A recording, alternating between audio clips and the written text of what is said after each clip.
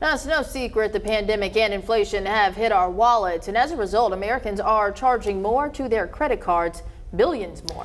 But what does that mean for our economy? What's the best way to get out of debt? TH11's Sarah Hrbakowitz has the answers from experts.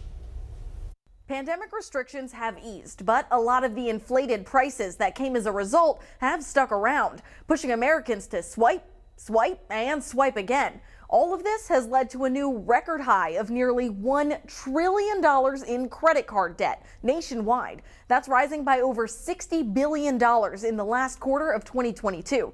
But how did we get here? Economists and financial planners have some ideas. In the fourth quarter of last year, it finally surpassed the pre-pandemic peak. Americans are paying more for everything, and they've tapped and in many cases now depleted their savings. They feel like they have no place to turn but credit card, swiping the credit card to pay for life. So we know that our plastic is carrying more, but what does all this debt mean for our economy?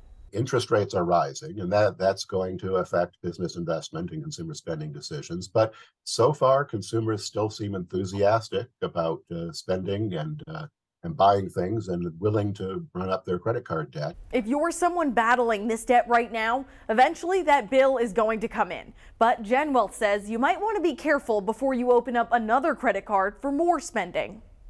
The best advice I can give is never use a credit card to pay for a want. The average interest rate right now, we're told, is over 19%. Find those introductory offers, those 0% introductory offers where you can move balances for a short period of time, but don't do it unless you have a plan to snowball and really attack that debt. As for what's next, there's no guarantee, but Gen Wealth advises you plan for what you can control. What matters most is not the economy, but your economy.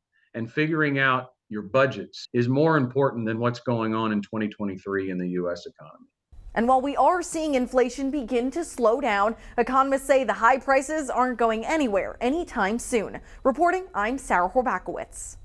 Sarah, thank you. Now, while overall FICO credit scores continue to trend up through 2021, according to the data company Experian, many scores in southern states, including Arkansas, are worse than the national average.